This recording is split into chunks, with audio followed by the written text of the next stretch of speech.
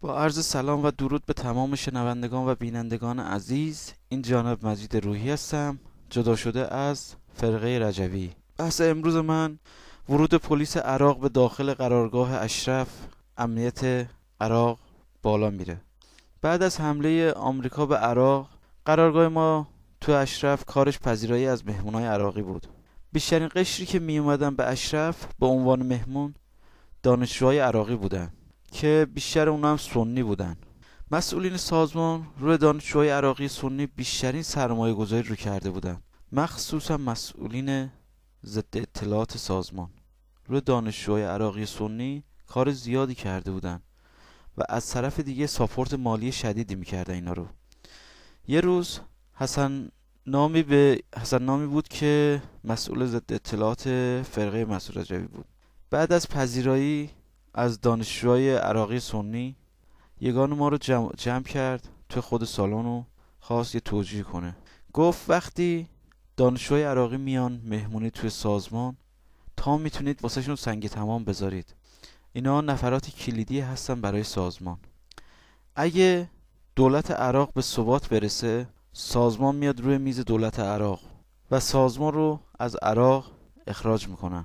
همونطور که برادر گفته به هر قیمتی باید در عراق بمونیم و درب اشرف رو باز نگه داریم. بعد مثالی که خود مسعود رجبی همیشه میزد، میگفت کس نخواهد پشت من جز ناخن انگشت من. سازمان روی این دانشجو سرمایه گذاری زیادی کرده و ساپورت مالی شدیدی میکرد که توی خرابکاری های عراق و بمبگذاری تو عراق بیشترین فعالیت داشته این دانشجو. هر کاری هم سازمان میگفت انجام میدادن این دانشجو.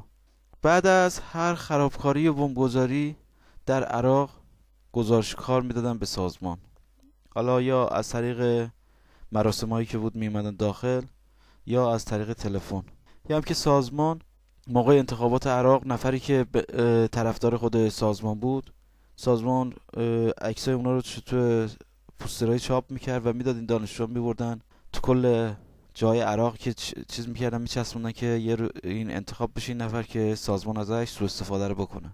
بعد از طرف دیگه حسن میگفت این کاری که این دانشجو میکنن کسی نمیفهمه، سازمان همه اینا رو تقصیر رژیم ایران میندازه و اعلام میکنه که دست رژیم ایران تو کاره و استفاده سیاسی اونو میریزه تو جیب سازمان. بعد از تموم شدن نشست رفتم و مسئولم پرسیدم مواد منفجره رو از کجا میاره سازمان، تمام سلاح‌ها و مهمات‌ها رو که آمریکا گرفت. مسئولم گفت مواد منفجره رو رابط یا هم کانالای سازمان میخرن و تحویل دانشجو میدن و خود این دانشجو از طریق ضد اطلاعات سازمان آموزش انفجار، تخریب و اینا رو دیدن خودشون. تمام معاملات وقتی کانال ها رو دعوت میکردن تو مراسمایی که داخل اشرف بود انجام میشد، یا از طریق تلفن که با رمز حرف میزدن انجام میشد این کارا. کسی هم شک نمیکرد که دانشجوهای سنی عراقی این کارو بکنن. بعد به یک سری از نفراتی که سواد آنچنانی نداشتن حسن گفت شما باید بلیایی که سازمان دیکته کرده رو باید پیش دانشجوهایی که میان اینجا بخونید و خودتون رو دانشجو جا بزنید و بگید که در درگیری و تظاهرات های دانشجویان تو ایران ما هم بودیم و دستگیر شدیم توسط رژیم ایران، اطلاعات رژیم ایران، و به زندان اوین رفتیم و شکنجه های زیادی شدیم. بعد ما انتقاد کردیم و اعتراض کردیم به مسئول ضد اطلاعات که تو بمبگذاری عراق که دانشجو انجام میدن با فرمان و پشتیبانی سازمان مردم بیگناه کشته میشن.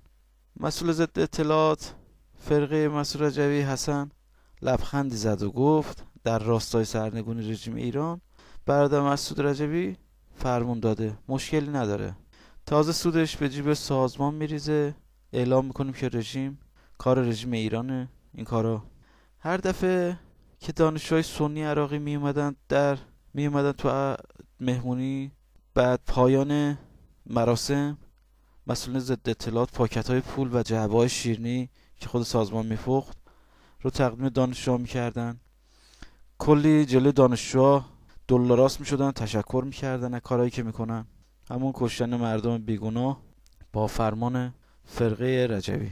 شنوندگان عزیز، از زمانی که میخواستم از فرقه رجوی جدا شم، منو تمام اکثر مسئولای بالا به طریقی صدام کردن و تهدید به مرگم کردن.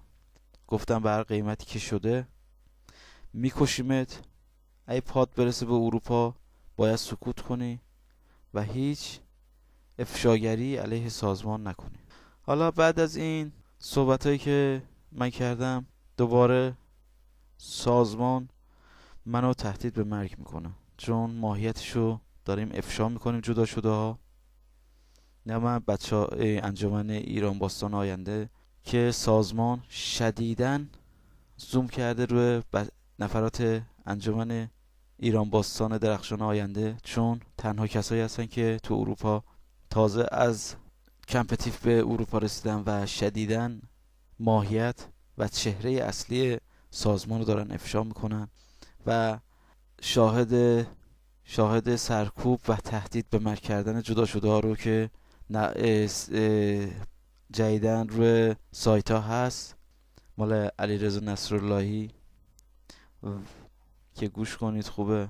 چندی بارم که تو اروپا بودم اومدن تهدید به مرگم کردن، ولی خب من باکی ندارم. 26 ماه تو زندانهای انفرادی مسعود رجوی بودم، توسط شکنجهگرای مسعود رجوی شکنجه شدم و آثار شکنجه هست و دوبارم به فرمان مسعود و مریم رجوی اعدام مصنوعی شدم.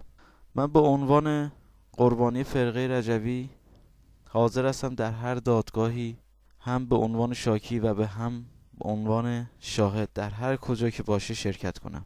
حال با ورود پلیس عراق به قرارگاه اشرف، فرقه رجوی دستش بسته میشه در خرابکاری‌ها تو عراق و کشتن مردم بیگناه توسط بمبگذاری‌های دانشجویان که توسط فرقه رجوی پشتیبانی و ساپورت مالی میشن. این همون پولای مالیکاری بود که توی اروپا سازمان فرقه رجوی برای سرنگونی رژیم ایران جمع‌آوری میکرد و حال برای کشتن مردم بیگناه عراق استفاده میکنه، در صورتی که نفرات اسیر در اشرف نیازمندی زیادی دارن که سازمان به اسم شما مجاهد هستید و باید در سختی آزمایش پس بدید، دهان و احترازات و انتقادات نفرات اسیر در اشرف رو میبنده و میگه مسئولین که شما باید بدهکار سازمان باشید، نه طلبکار سازمان. اگه طلبکار سازمان بشید امکان بریدن و جدا شدن از سازمان رو دارید. به هر شکلی شده این نفرات اسیر تو اشرف رو سرکوب میکنه.